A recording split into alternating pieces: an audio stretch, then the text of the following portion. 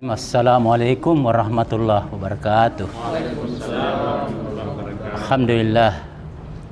Alhamdulillahirabbil alamin. Puji syukur bagi Allah Subhanahu wa taala yang mengatur seluruh sekalian alam, termasuk manusia di dalamnya dan semua makhluk-makhluknya.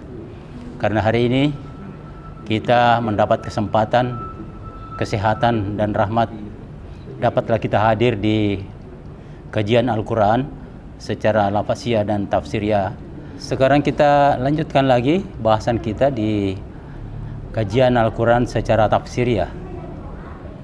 Adapun surah yang kita bahas masih di surah Al-Mulk di ayat 7 sampai dengan 13.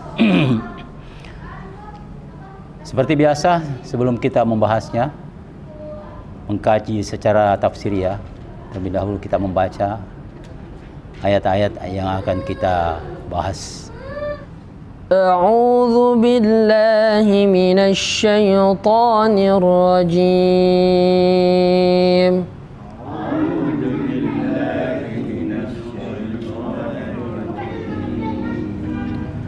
Bismillahirrahmanirrahim.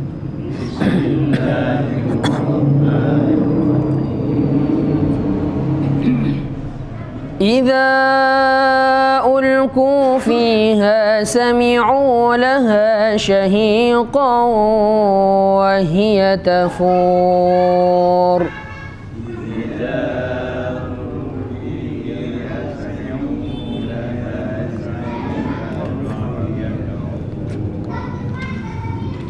تكاد تميز من الغيظ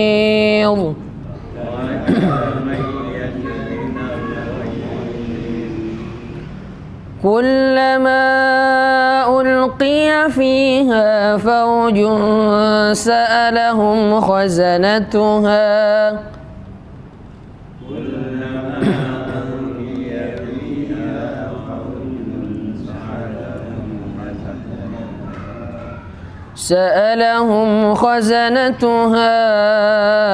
ألم يأتكم نذير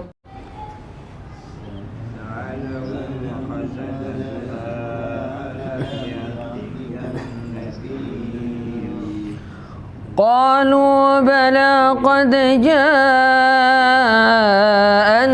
نذير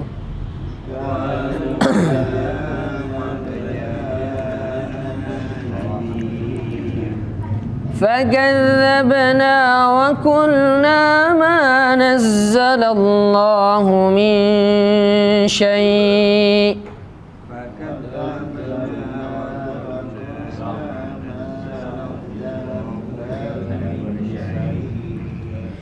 إن أنتم إلا في ضلال كبير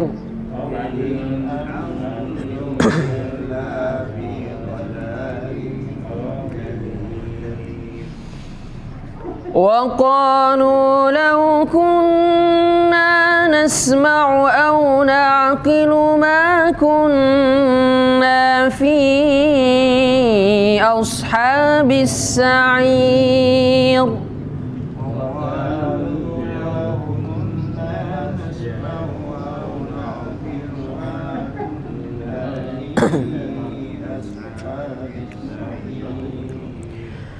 فاعترفوا بذنبهم فسحقا لأصحاب السعير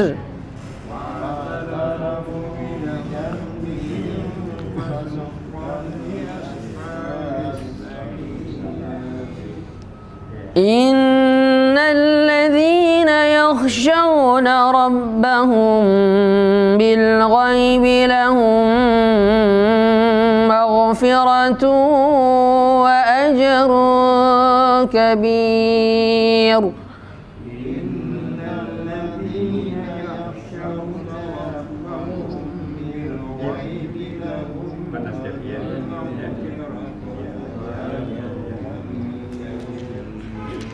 وأسروا قولكم أو اجهروا به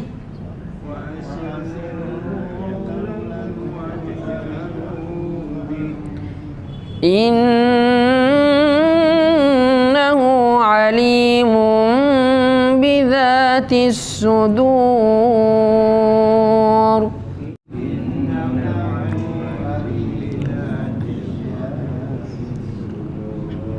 Sadaqallahul azim.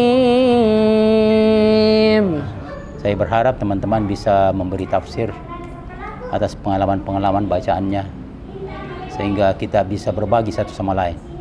Bismillahirrahmanirrahim. Assalamualaikum warahmatullahi wabarakatuh. Terima kasih pada Pak Ustadz telah menjelaskan sama kita terjemahan dan mungkin tafsiran daripada ini. Kalau kita lihat khusus ayat ini, itu masalah neraka. Ini masalah neraka. Mungkin inilah yang paling ditakuti manusia-manusia yang beriman. Tidak mau masuk neraka. Tapi di ayat ini atau di surah ini juga memberikan kesempatan kepada kita supaya jangan masuk neraka. Salah satunya adalah fadilah atau khasiat daripada surat ini adalah syafaat pada hari kiamat. Syafaat pada hari kiamat, Allah akan mengeluarkan pembacanya dari neraka. Nah, ini. Apakah semua orang tahu ini? Ini. Karena apa? Seperti kita dengar tiap hari atau tiap salat itu dibaca ini surah, tapi kita tidak tahu artinya. Nah, ini. Kita tidak tahu artinya. Seandainya kita tahu artinya, kita coba juga kaji-kaji sendiri seperti Pak Ustadz. Karena Pak Ustadz tahu artinya, tentu ini gampang bagi dia. Tapi bagi kita yang tidak tahu artinya, bagaimana? Kemudian, kita mungkin terbatas pada bahan bacaan. Seperti saya ini, nanti pensiun baru bisa buka-buka buku. Iya, semua urusan di kantor saja. Nanti pensiun baru bisa buku, itu. Kaji coba, jadi Syukur masih ada kesempatan. Iya, itu kesempatan. Saya coba, kalau ada sesuatu saya lihat itu, saya coba cari. Gini. Jadi ada saran saya kepada Bapak pengurus, kalau bisa sekali-sekali itu kalau ada pengajian sebelum azan, itu dulu ada, kalau mengaji itu ada terjemahannya. Karena kita mungkin tahu ini, surah Al-Mulk ini kita banyak orang yang hafal tapi tidak tahu artinya. Sama tahu orang lagu India enak dia dengar tapi tidak tahu apa artinya. Alangkah enaknya kalau Al-Quran itu dibaca kita tahu artinya. Ini ya. Itu saran saya kepada bapak-bapak kebetulan pengurus. Kalau bisa sekali-sekali kalau ada pengajian di masjid ini melalui speaker itu sekali-sekali ada artinya supaya kita paham. Mungkin enak kalau yang ngaji itu kari-kari terbaik, tapi artinya kita tidak tahu. Ada beberapa masjid memang sekalian dengan terjemahannya. Assalamualaikum warahmatullahi wabarakatuh. Ya, saya setuju dengan pernyataan Pak Ibrahim tadi, bahwa sebenarnya inilah barangkali gunanya ini kita ikut dalam majelis seperti ini. Nah, karena kalau kita tidak mengikuti seperti ini, tidak mungkin kita mau tahu ini apa kira-kira tadi artinya. Lalu kemudian yang selalu disampaikan bahwa isi Al-Quran itu kalau tidak dibahas, memang kita tidak tahu. Kita merujuk ke hadis Nabi itu, khairukum man ta'allama al-Quran wa 'allamahu. Sebaik-baik kalian, sebaik-baik kita ini semua adalah orang yang mau belajar membaca Al-Quran dan mau mengajarkannya seperti yang dilakukan Pak Nur Samsu ini. Ya, itulah barangkali supaya, dan saya kira memang perlu disosialisasikan, dan setiap saat ini Pak Nur Samsu sosialisasikan terus ini lewat WA, lewat percakapan bebas biasa kita kumpul-kumpul cerita.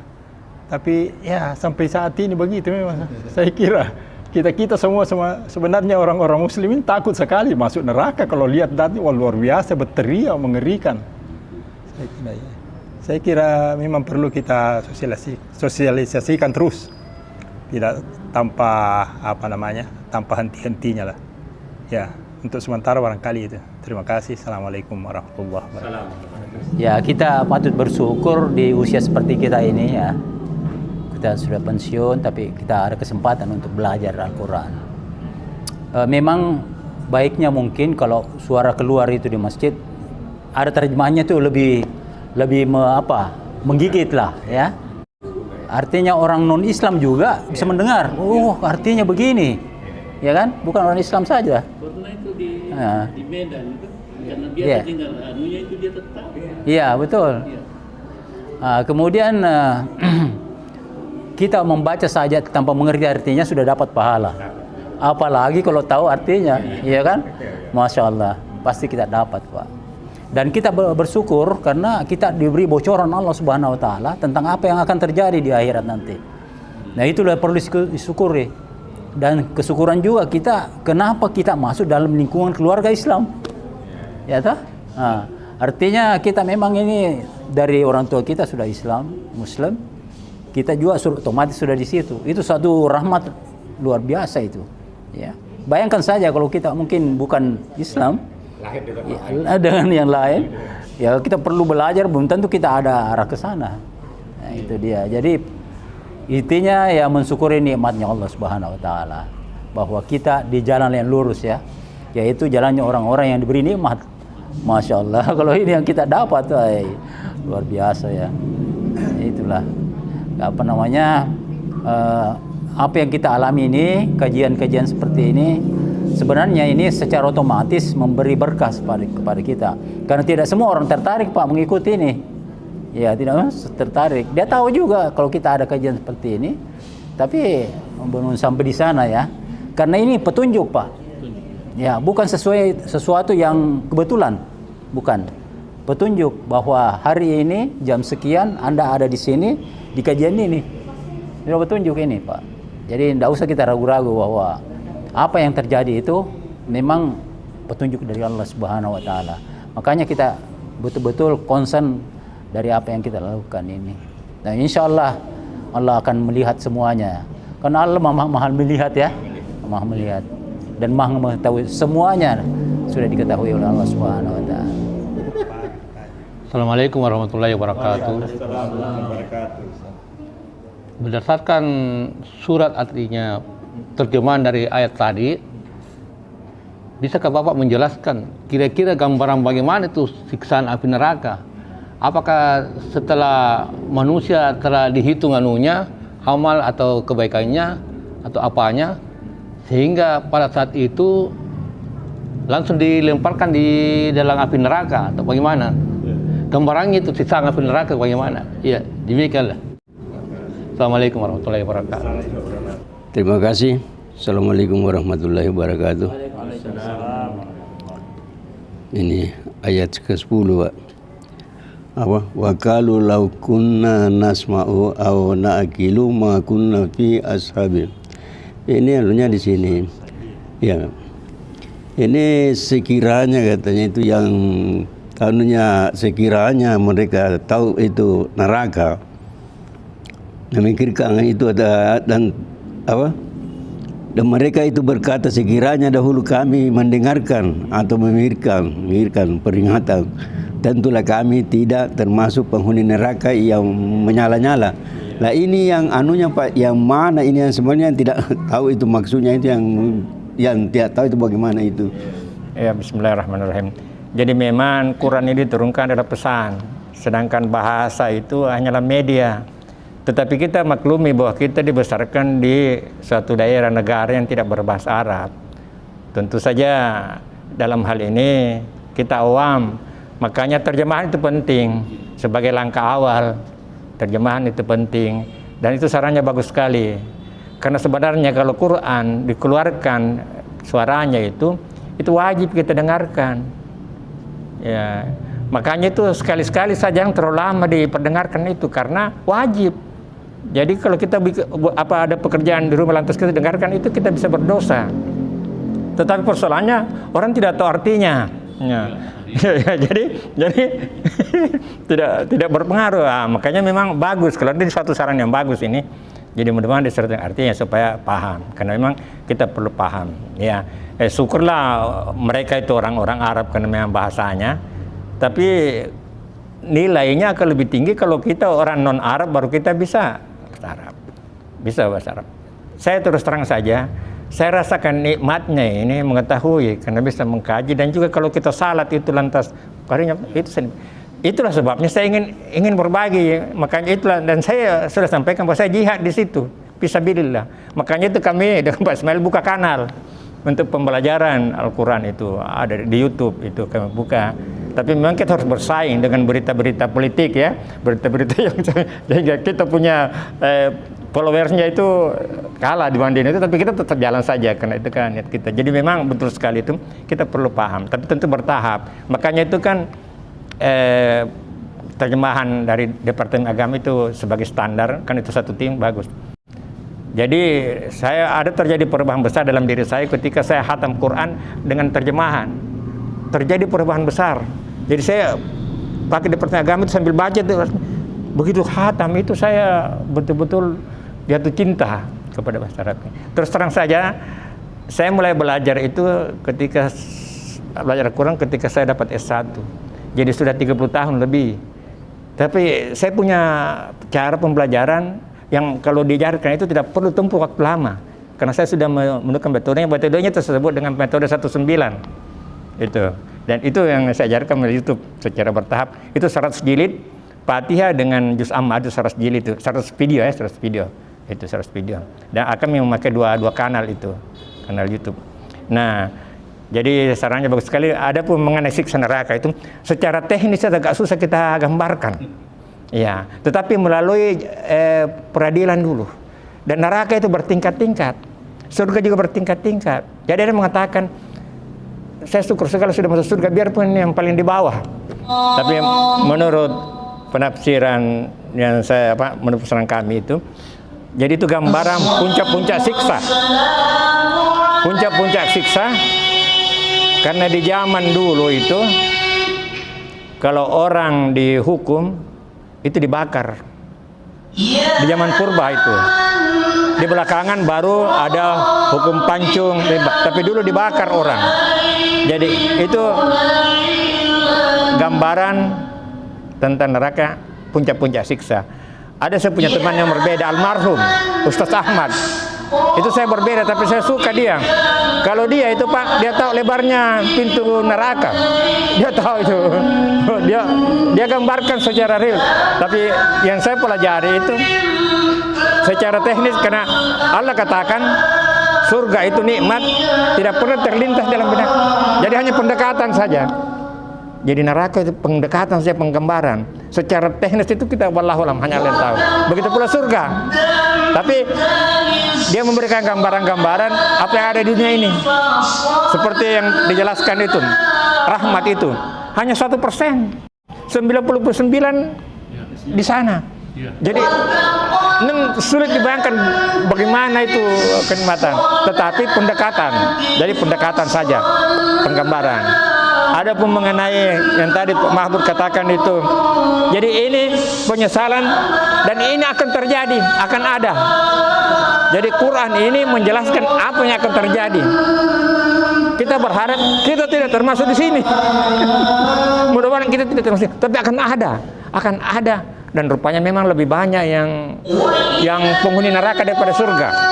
Makanya Sayyidina Umar itu pernah mendengar sahabat berdoa, masukkanlah aku dalam golongan yang sedikit. Berhenti Umar tanya, tidak salah aku punya doa itu masuk yang golongan sedikit?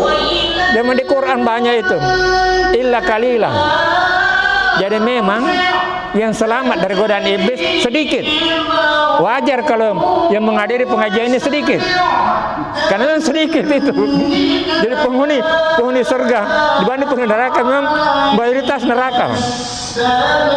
Hanya ada jaminan juga ya, katanya kalau sudah bersahadat masuk di surga setelah di laundry. Seperti itu. Tapi mudah-mudahan, makanya kan ada selalu doa apa ya, 17 kali sehari semalam kita minta ihdinas siratal mustaqim. Hanya satu doa dalam Fatihah, itu saja. Tidak ada lagi, hanya satu saja, ihdinas siratal mustaqim. 17 kali Pak. Apalagi kalau tambah sunat. Sunnahnya Pak. Jadi mudah-mudahan kita tidak termasuk dari, apalagi kita sudah dengarkan ini. Kalau begitu Pak, kita termasuk orang takut. Di sini digambarkan orang yang takut itu akan beruntung. Ini mudah-mudahan kita termasuk orang yang takut.